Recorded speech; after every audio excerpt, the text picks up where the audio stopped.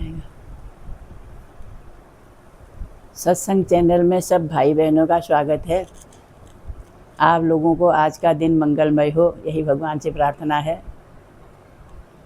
आज सत्संग में चला था कि गुरुजी बता रहे थे, एक डाकू था, वो डाका डाल के अपना जीवन यापन करता था। एक दिन क्या हुआ, उसको पता लगा कि यहाँ के राजा जो हैं उसकी राजकुमारी शादी योग्य हो रही है। राजा भी उसके लिए राजकुमार ढूंढ रहे हैं। तो उसने सोचा कि क्यों न मैं ही राजकुमारी को वर लूँ। अब सवाल ये था कि डाकू को कौन लड़की देगा, राजकुमारी को डाकू के साथ थोड़ी शादी करेंगे। अब उसने राजमहल में जो मंत्री था उससे दोस्ती कर ली और उससे कहा, तुम राजा से पूछो कि उनको लड़का कैसा चाहिए, राजकुमारी के लिए कैसा लड़का चाहिए। अब मंत्री ने कहा, चलो मैं पता तो कर आऊँगा, लेकिन मुझे क्या मिलेगा इसके बदले। आजकल की दुनिया ये है कि किसी का भला नहीं देना चाहती है। मेरा क्या होगा, स्वार्थ के लिए। उसने कहा मुझे क्या मिलेगा। अब राजकुमार तो न, वो डाकू तो था डाकू, उसने तो सोचा राजकुमारी मिल जाएगी, उसके साथ शादी हो जाएगी तो चलो दे देंगे इसको भी। तो उसने कहा, डाकू ने कहा तुम्हें क्या चाहिए। तब मंत्री ने कहा, जब तो राजकुमारी के साथ शादी हो जाएगी तो मुझे जो मैं मांगूंगा वो दोगे। डाकू ने कहा हाँ, उसको विश्वास भी नहीं था फिर राजकुमारी के साथ मेरी शादी हो जाएगी करके। अब उसने पता किया, राजा और रानी से रोज़ मिलता था। वो कहता था आपको कैसा लड़का चाहिए, किस टाइप का, कितना पढ़ा लिखा, कैसी सर्विस चाहिए, क्या चाहिए। अब राजा और रानी जो थे वो राजकुमारी से पूछा उन्होंने, बेटा कैसा लड़का चाहिए तुमको। तो उसने कहा मुझे तो ज्ञान वाला लड़का चाहिए जो ब्रह्मज्ञानी हो, और मुझे कुछ नहीं चाहिए। धन संपत्ति तो हमारे पास इतनी है, क्योंकि राजा की दूसरी कोई संतान नहीं थी, एक राजकुमारी थी केवल।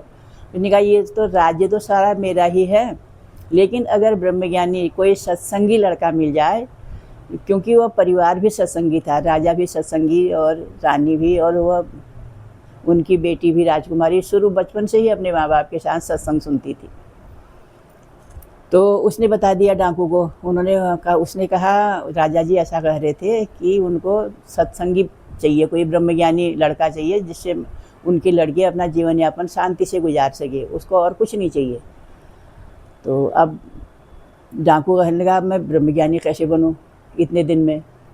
उसने सोचा कि चलो मैं ब्रह्मज्ञानी बन तो नहीं सकता हूँ, लेकिन चोला तो ओढ़ सकता हूँ ब्रह्मज्ञानी का। अब उसने पता किया कि राजा और रानी कितने बजे महल से निकलते हैं और किस रास्ते से कहाँ को जाते हैं। मंत्री से कहा तो मुझे रोज़ उनकी ये बात बता देना कि वह कहाँ को जा रहे हैं। अब मंत्री उसको बता देता था डाकू को, आज राजा की सवारी वहाँ से निकलेगी, आज वहाँ जा रही है, आज वहाँ से निकलेगी, वहाँ जा रही है। तो वह जो डाकू था वह त्रिपुंड लगा के, जटा वटा आर्टिफिशियल जटाएँ बढ़ा के और त्रिपुंड लगा के उनके रास्ते में बैठ के गेरुआ वस्त्र पहन के बिल्कुल बगुले की तरह ध्यान में मग्न होकर बैठा रहता था। अब राजकुमारी, राजा और रानी उसी रास्ते से जाते थे। अब एक दिन देखा उन्होंने, 2 दिन देखा, 3 दिन देखा। राजकुमारी ने कहा देखो ये जो संत है ना यहाँ बैठा है, ये सुंदर भी है, जवान भी है, अब इससे पूछो अगर ये मेरे साथ शादी कर लेता है तो ये लड़का मुझे पसंद है। अब उससे कहा राजा और पहले तो राजा ने कहा कि ये तो जंगल में रहता है, तुम इसके साथ कैसे रहोगी। ने कहा जंगल में क्यों रहोगे, आपका महल है तो सही, हम वहीं रह जाएंगे। तो राजा ने भी कहा ठीक है तो इसी का। तो उन्होंने कहा उससे जाके चलो हम बात करते हैं। राजकुमारी को घर दूर बैठा दिया कहीं, और राजा और रानी उसके सामने गए। तो संत जी से उन्होंने कहा नमो नारायण। अब संत लोगों की तो भाषा अलग होती है ना, तो उसने आँखें नहीं खोली। तो राजा रानी ने सोचा अपने ध्यान में डूबा होगा ये। जैसे ही वह जाने लगे तो उसने आँख खोली, हाँ आप लोगों ने कुछ कहा। तो राजा रानी ने कहा आप कहाँ के रहने वाले हैं, आपके माता पिता का क्या परिचय है, और शादी करने का विचार है आपका। तो तिलमिला के वो एक्टिंग करने लगा, क्या कह दिया आपने, मैं बाल ब्रह्मचारी हूँ, मैं शादी क्यों करूँगा। और संतों के भी कहीं माता पिता होते हैं, घर का त्याग कर देते हैं तभी तो संत बनते हैं, वह ये असंभव है, ऐसा कह दिया उसने। हाँ, तो जब राजकुमारी को बताया कि वो तो मना कर रहा है, वो ब्रह्मचारी हूँ मैं कह रहा है, और ब्रह्म घर का त्याग कर दिया मैंने, माता पिता को त्याग दिया तभी तो मैं संत बना। जब संत का मतलब है स्वयं का अंत, मैंने अपना भी अंत कर दिया और माता पिता का, मैं ही भगवान हूँ, भगवान ही मैं हूँ। ऐसी बात उसने राजा रानी से कही। तो राजकुमारी ने कहा एक बार मना कर दिया, हो सकता है दोबारा मान जाए, एक बार और जाइए। फिर गए तो उसने वही उत्तर दिया। उन्होंने कहा क्यों परेशान कर रहे हो, मैं ब्रह्मचर्य में हूँ और मैं शादी नहीं करूँगा। फिर तीसरे दिन राजकुमारी ने कहा चलो मैं देखती हूँ। राजकुमारी भी गई, राजा रानी भी गए। और राजकुमारी, उसके तो मन में दिमाग में सब राजकुमारी छाई थी, ये मिल जाएगी मिल जाएगी, वो एक्टिंग कर रहा था खाली। तो जब राजकुमारी ने कहा आप क्यों नहीं मान रहे हैं, मेरी आपसे विनती है, आपसे मेरी प्रार्थना है कि आप हाँ कह दीजिए, हमारा जीवन शांति से सुखमय वैवाहिक जीवन हमारा अच्छे से निभेगा। तो उसने कहा, जो ढोंगी संत था डाकू, उसने कहा तुम कह रही हो तो ठीक है। फिर अब राजा भी खुश हो गया, राजकुमारी भी खुश हो गई। अब डाकू तो खुश, उसने तो होना ही था खुश। अब राजा जी ने अपने पुरोहित को बुलाया, राज पुरोहित को, उससे कहा कि तारीख निकालो। और शादी की तैयारियां जोरों शोर से होने लगी। अब वो तो डाकू, उसने कहा मैं बारात लाऊंगा और मेरे साथ कोई नहीं आएगा, मेरे माँ बाप आएंगे और 2-4 लोग आएंगे बस। तो राजकुमार ने कहा कैसे भी हो शादी हो जाए। तो उन्होंने कहा, बारात आई, तारीख निकली और बारात आई, धूमधाम से शादी हो गई और लड़की को डाकू के साथ विदा कर दिया। अब विदा करके कहाँ जाता वो? तो लड़की ने कहा विदा, इसका घर कुछ है ही नहीं, रहने की कोई व्यवस्था ही नहीं है, तो हम यहाँ से विदा होकर पीछे के रास्ते से, पीछे के गेट से हम अपने ही घर में आ जाते हैं विदा करके। तो वह उसकी शादी हो गई, राजमहल में वो रहने लगा। अब उसने सोचा एक खाली ऊपर ही ऊपर ब्रह्मचारी का ढोंग करने के बाद मुझे पूरी प्रॉपर्टी मिल गई, राजमहल मिल गया, इतनी प्रॉपर्टी मिल गई, इतनी सुंदर राजकुमारी मिल गई, इससे मेरी शादी हो गई। जब मैं सचमुच ब्रह्मज्ञानी बन जाऊंगा तो मेरे क्या हाल होंगे। वो रात भर सोचता रहा। सुबह उसने राजकुमारी के चरण पकड़ लिए। तो उसने कहा मैं ये ब्रह्मचारी और कुछ नहीं हूँ, मैं डाकू हूँ। अब तो तुम्हारी और हमारी शादी हो गई है। अब ऐसा है कि मैंने अपनी असलियत आपको बता दी है, अब जैसा करना है और तुम्हारे हिसाब से तुम जैसा कहोगी, जैसे रहना होगा, जो तुम कहोगी उसी हिसाब से मैं चलूँगा। क्योंकि मैं डाकू हूँ, मुझे कुछ पता नहीं है ब्रह्मज्ञानी का और ब्रह्म कैसे रहा जाता है, गृहस्थी का भी मुझे कुछ ज्ञान नहीं है। तुम जैसा कहोगी मैं वैसा करूँगा। अब राजकुमारी तो सोचा उसने कहा मेरे माता पिता से मत कहना, उनको बड़ा दुख होगा, लेकिन हमें किसी बात की कमी नहीं है। इतना बड़ा राजमहल है, इतने मंत्री हैं, इतनी प्रॉपर्टी है और हम दो ही तो हैं, कितना खाएंगे, कितना क्या करेंगे, लेकिन उसमें तो उनसे मत कहना, वो उनको बहुत दुख होगा। तो वह उसी दिन से उसने उसको राजकुमारी को अपना गुरु बना लिया। इसने मेरा जीवन पलट दिया। अब राजकुमारी ने पलटा था क्या?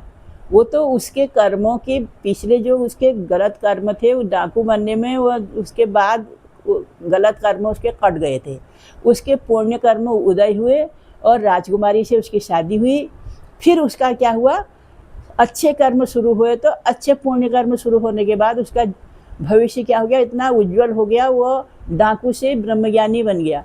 अब ब्रह्मज्ञान डाकू में तो ये डर है कि अभी यहाँ से माल लूट के ले जा रहे हैं, वहाँ पुलिस पकड़ लेगी, वहाँ जाएंगी, वहाँ से पुलिस पकड़, डर कितना है और कैसे लूटने में, डाका डालने में कितनी परेशानी होती है। उसने सोचा न तो मुझे डाका डालना पड़ रहा, न मुझे किसी पुलिस वाले का खतरा है, न कुछ है। अब देखो राजकुमारी के वजह से कितने शांतिमय उनका जीवन हो गया। तो गुरुजी बताते हैं ये शादियाँ भी सब ब्रह्मा के लेखे में होती हैं, ऊपर से ही जोड़े बन के आते हैं। जिसके साथ शादी होनी होती है उसी के साथ होती है, कहाँ डाकू कहाँ राजकुमारी।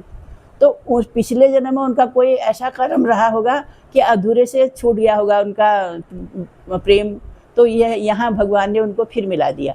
तो इसलिए कह रहे हैं किसी चीज़ में भगवान की किसी कर्म में ये मत सोचो कि तूने ऐसा क्यों किया, तूने ऐसा क्यों किया। जो भगवान करता है वह एक से एक करके वह सब एक एक चीज़ को, हमारे कर्मों को देखता है। फिर उसके बाद हमारे कर्मों के हिसाब से ही हमको भगवान कहता है मैं किसी को कुछ भी नहीं देता हूँ, न मैं किसी को गरीबी देता हूँ, न अमीरी देता हूँ, न शांति देता हूँ, न अशांति देता हूँ।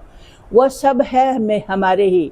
अब भगवान कहते हैं मैं भी मनुष्य योनि में आने के बाद मेरे भी इतने कर्म थे कि राज्य मिलने वाला था, जंगल चला गया, जेल में पैदा हुआ।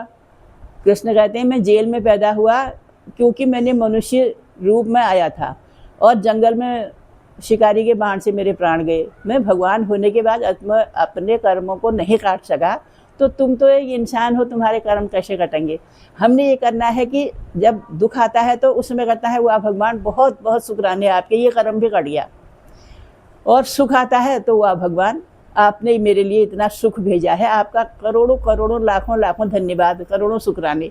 अगर हम धन्यवाद में ही रहते हैं हर समय तो हमको आनंद आता है। शिकायत करते हैं हम भी लीजिए गिजगिजे होते हैं, और भगवान भी कहता है इसको दो तो शिकायत, नहीं दो तो शिकायत, इससे अच्छा तो इसको देना ही नहीं है।